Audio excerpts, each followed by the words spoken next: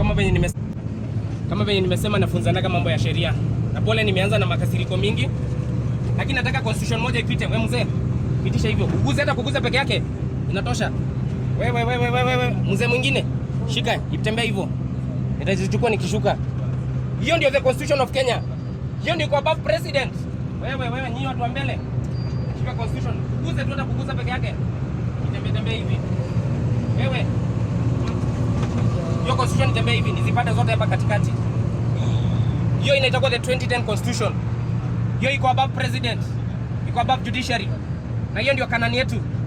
Nimesema nilienda nikatembea mahali kunaitwa Kaango ka Jaramogi. Nilibeba kitu moja. Nilibeba constitution nikaenda nikadonate kwa hiyo museum. Hiyo mausoleum ya Jaramogi. Because baba alikuwa anatuambia mambo ya canon.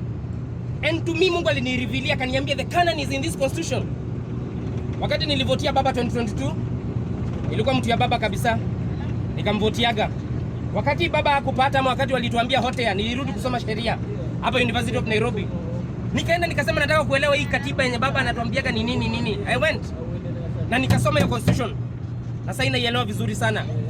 Naweza waambia tukiitisha yenye iko hapo. Na tuswiti tuko wapi tusi. Na bebaka tuswiti pia na ni Christmas. Nisisahau. Kamoja msikuwa kama wanasiasa. Hizi kosi kama ule governor alikuwa anapeana switi, governor mzima hata isikia aibu. Anaenda huko mbele kupeana switi kwa wananchi. Na hizo wamepatiwa billions of money. Anyway, zangu ni free. Chukua hata kamoja mzee. Pesa nyingine. Kamoja. Nazunguka isikuwa kama wanasiasa. Na mtu wangu wa kurecord shika.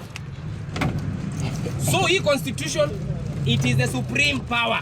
Na nimesema nilienda nikadonate copy moja huko. Nikaenda mahali kunaitwa kwa Rusinga Island. Kwa Tomboya kwenye mezaliwa. And I was the first one to donate your constitution. Nika donate constitution kwa hiyo mausoleum yake. And I was really inspired in the life ya watu kama kina Tomboya. People who are nationalists, people who are patriotic about this country. Sasa you have set of people watu wajinga. Uzeni kaguza hata kuguza peke yake. Na inaanzaka na hivi kusema all sovereign power belongs to the people of Kenya. The people of Kenya ni mimi na wewe.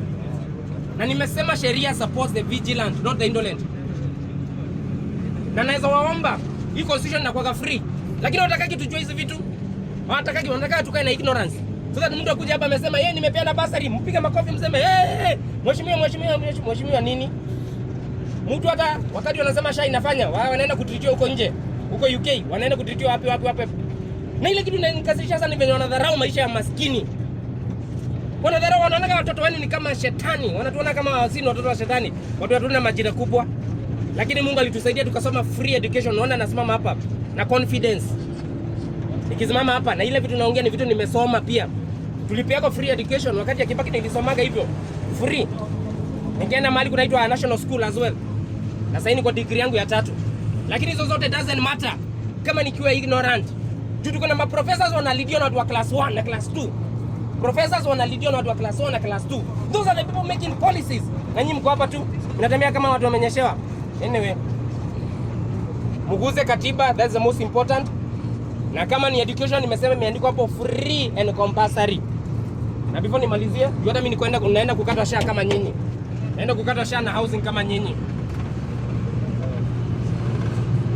Hata niweke kwa wimbo kamoja. Ile kitu ninahitaji Mungu atusaidie.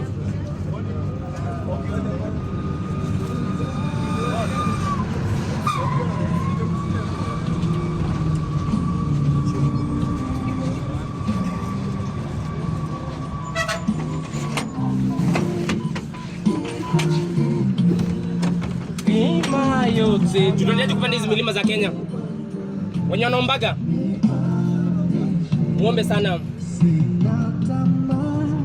Nikiangalia hapo mbele naona wa future is hizi kwa hizi madeni mnafikiria wanakopa wakijiwekea kwa mifuko.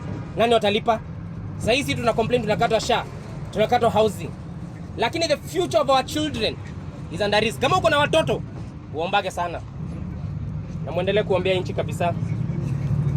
Na venye nilikuwa nasema hapo mbele, we were not just born to suffer in this country. Acha niweke karumba kamoja musikie. We were not just born to suffer in this country. Raha tupate na ustawi.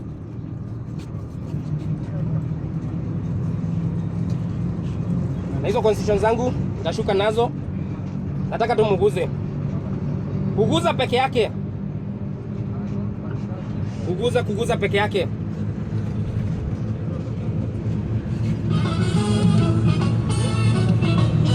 Lenyo na trip yake ni vitu kama hizi. We were not just born to suffer in this country. That is why naingia kwa matatu. Naambia watu wetu, msifikirie we were born to suffer. Watu wengi wanakuja kwa wanalipa bills wanakufa. Obituary inaandikwa pages 2, alikuja, akaoa, akafanya nini, akakufa. Na ile raha wanatunyang'anya ndio kama hii.